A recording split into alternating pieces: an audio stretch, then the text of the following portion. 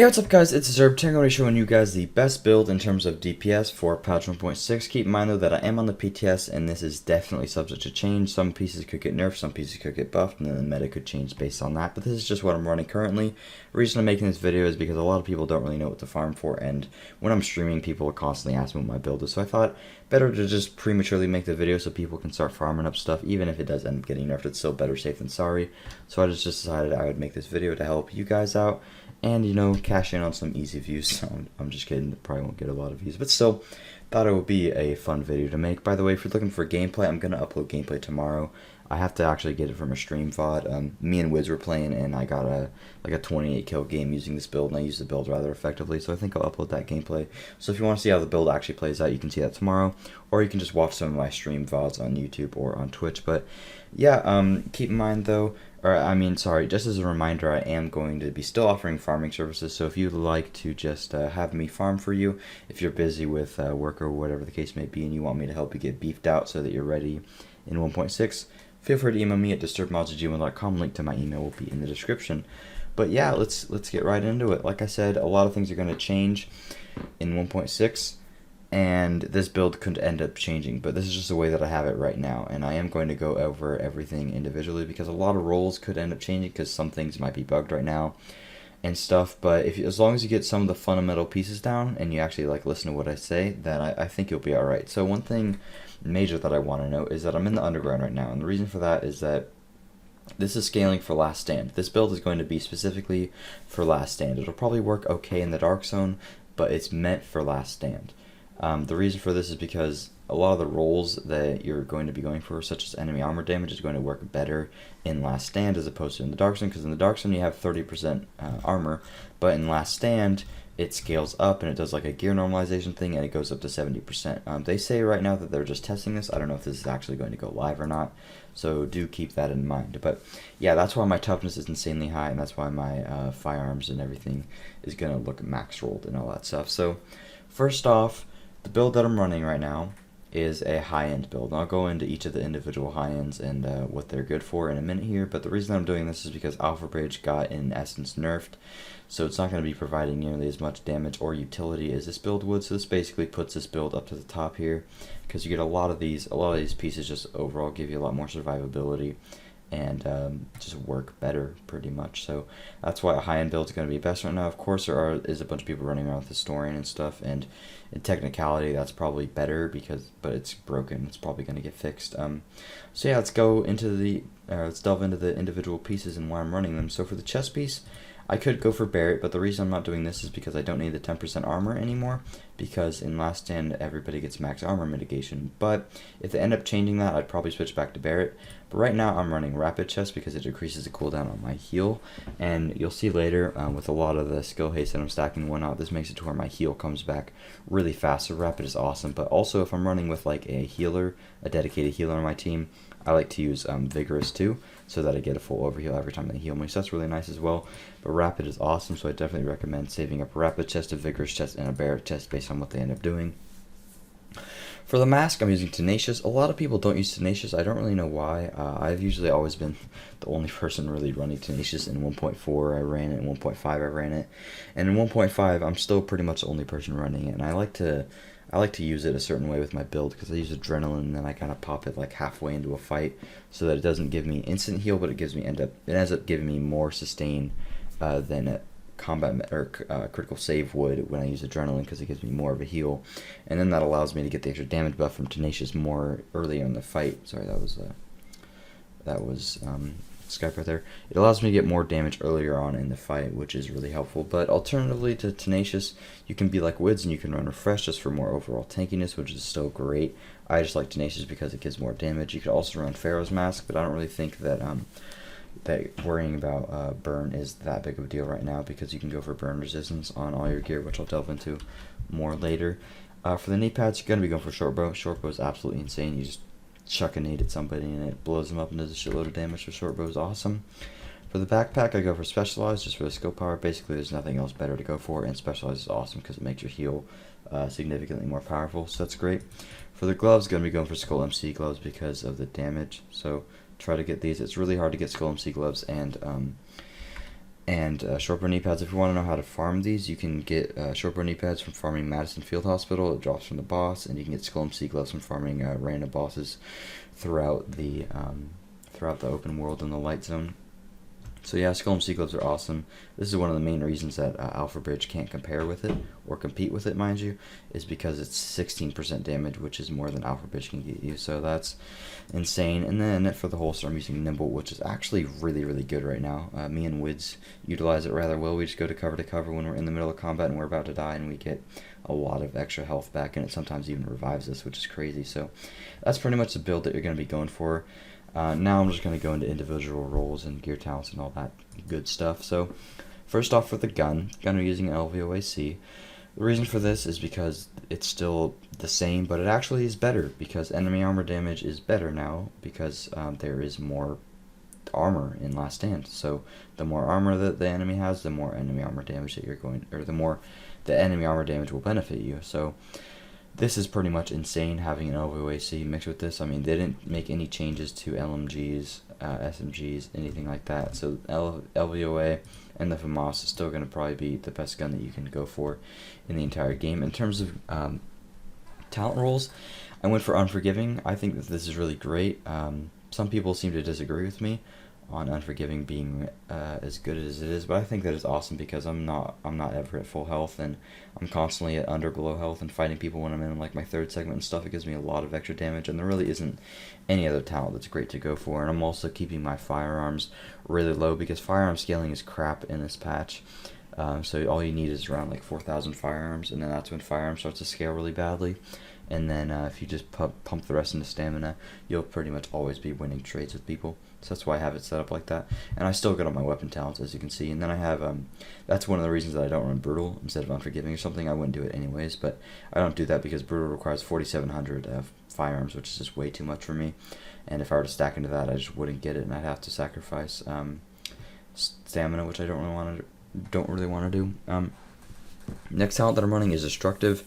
This is basically correlates into a 10 to 11% damage because it's even better than it used to be. It used to be about 5 to 6% damage, but now it's about 10% damage with the way that it actually scales in Last Stand. It's absolutely insane. So if you I don't know what I was just about to say, but yeah, Destructive is absolutely amazing and definitely a must-have for this. And then Responsive is great. I mean, 10% damage up pretty much the majority of the time. Sometimes if you're at range, it's not going to be working, but I mean, I don't really fight people from a range that much, so it's not that big of a deal. As my secondary, I have an SASG. I was mainly just testing this. It was working out okay, but I just don't have Responsive on it, so the damage wasn't nearly as good as it could be. But if I could, I'd probably just use my Bullfrog right here, otherwise known as an a FAMAS, because the reload speed on it's really fast, so it's great to have it as a secondary. Just swap to reload really quickly and do some extra damage on people when you need to, especially with a high RPM. It's just a finisher offer weapon, which is awesome, and the uncomplicated talent on it helps out with that a lot too. In terms of mods on this, you're pretty much just going to be going for headshot damage on everything, because with the way that they just pretty much nerf the shit out of hipfire, you're going to be ADSing most of the time and landing a lot of headshots, so headshot damage is far superior to crit damage now. And then on the grip, since I'm not stacking crit chance or crit damage on pretty much any of my gear, crit damage is just a really bad idea to go for. And with the fact that they nerfed reload, because you have to reload you can't reload while sprinting anymore, going for reload speed is really, really helpful, and it kind of mitigates the fact that it's extremely annoying dealing with the fact that you can't sprint while reloading. So this helps deal with that and ease the pain, so I definitely recommend getting one of these grips. And then for the stats on it, you just get crit damage and stability or something. And on the grip, I'm still running the same thing. So now moving on to individual pieces, I'm running Rapid Chest, of course, like I mentioned before. On the chest piece, I'm running enemy armor damage and skill haste. Obviously, you can't get armor on chest pieces anymore, but the reason that I'm running skill haste is to get my heal back faster, and enemy armor damage simply just for more damage. The reason I'm not running health is because for some reason, this might be a bug, I don't really know. For some reason, health gives you 1,000 down in the underground, but when you're not in Last Stand, it gives you 12,000, and it's not just a UI bug. I've tested it.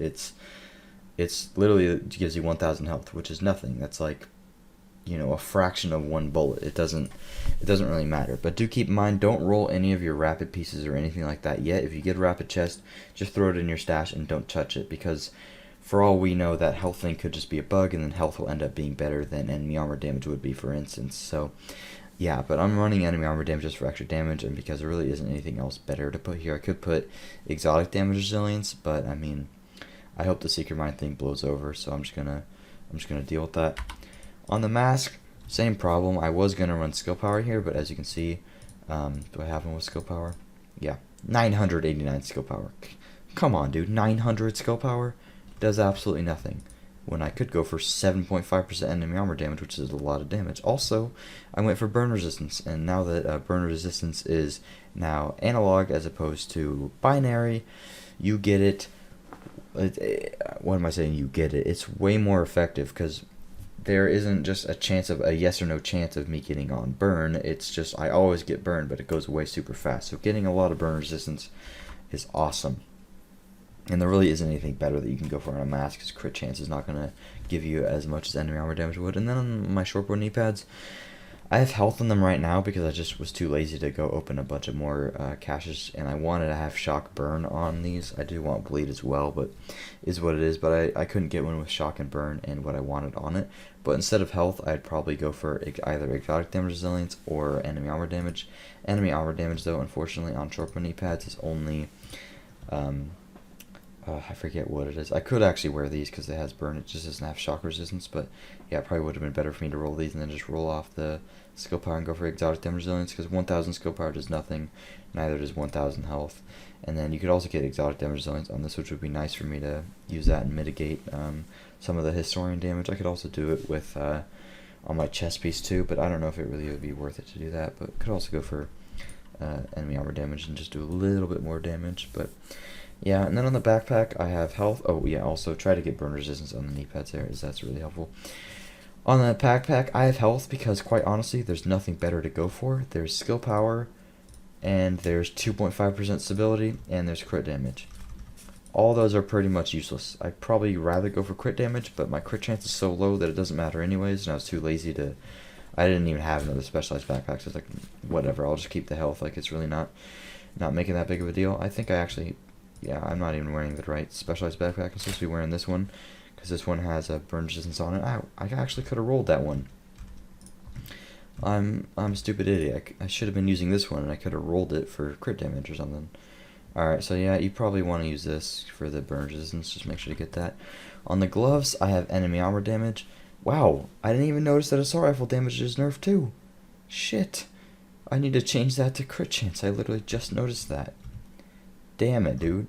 Alright, well, 100 assault rifle damage does basically nothing. That's like 1%, yeah, it's a 1% increase in damage, so that's pretty useless. But enemy armor damage is awesome. Pretty much just correlates into about 5 to 6% damage in PvP Last Stand. 132 assault rifle damage. I didn't even notice that scaled down. Now that I know that, I'd probably say go for crit chance or crit damage. I'll probably put on crit chance on there, maybe. If I get another pair of Skull MC gloves. But Skill Haze is great, as it makes my heal come back super fast. But there really isn't anything else that I put on these gloves. So, yeah, it's good to know that about the assault rifle damage, though. And on my holster, you can get health on a holster, but again, it's going to be nerfed or nullified, at least in Last Stand. You can also get, I believe, I don't actually remember. Let me see, what do these ones have? Health, Skill Haste. Yeah, Skill Haste is also really nice, but I go for reload speed because, like I was saying before, it just helps ease the pain with the fact that reloading takes forever, and this is great, just having all that reload speed. It just makes my reload significantly faster to where I don't have to deal with it as much, so that's awesome. On my individual roles, mods, skill power I couldn't use, and health I couldn't use because they just get completely nerfed in Last Stand. So I went for Skill Haste again, which is awesome. It makes my heal come back super fast. So that's absolutely great. And then in my performance mods, I go for First Aid Self Heal. Now looking at my actual skills, I'm running a booster shot pretty much just for the damage and the damage resistance. It's still really good. And look, it's on a 25-second cooldown. When I wasn't using Skill Haste, it was on like a 54-second cooldown. So it really made this much, much better, and I get it super fast. And then For my second heal, I am using an immunizer. This is on 18-second cooldown. This is great because a lot of people like to run flame turret and whatnot, and you don't have a lot of survivability because your med kit doesn't really give you a lot anymore, and you don't have a lot of damage resistance as you used to. So running immunizer, I pretty much just pop it down and then I blow it up for an extra heal when I need it. And nimble also helps me with survivability as well, which I'll get into right now when talking about my talents. So for my talents, I'm running adrenaline. This is probably controversial because I know that a lot of my friends aren't really going to be running this. A lot of people like to use critical save for the damage resistance, but I noticed that when doing that, I was like waiting to use my medkit until I was at low health, and then I would use it, and then critical save was only 20% damage resistance, but then my medkit would barely give me any health at all with the way that they changed the scaling of it. So I don't think it's worth it on a critical save because it would pretty much just get me killed with waiting to use it at the last second. So what I do is I run adrenaline, and then I pair it with tenacious, and then I use it when I'm at like half health when I'm entering a fight. And then I just pop the heal, and then I get it heals me in increments, but it ends up healing me for like triple or quadruple normal medkit would heal me, which is awesome. And it does that while I'm fighting people, and it also gives me the extra damage that I can use like in the middle of a fight, which is great. Combat medic is awesome because I just heal all my teammates, and it also gives me a lot of extra points. Combat medic is always great. Tactical advance, I use this just because I nimble a lot and it gives me a lot of extra damage. So if I attack advance and then somebody tries to face tank me, I just do a shitload of damage to them, which is awesome. It doesn't last for a huge amount of time, but it's still great. You can also run evasive action if you're trying to do cover to cover a lot and you notice that you're getting shot, but I don't really think that it's necessary. I don't die a lot while doing cover to cover, so I don't think I have to use this, but I was using it and it was doing really good. I just decided to switch to precision because it gives a lot of well needed crit chance and crit damage that I otherwise wouldn't have, and since everybody's ADSing each other, you're getting a lot of headshots, so I decided to just go for this. Not a lot of people are running Conceal Pulse anymore, so Precision is highly underrated, and it's really nice. And then Steady Hands is okay, but I don't really need it. On the Move is okay.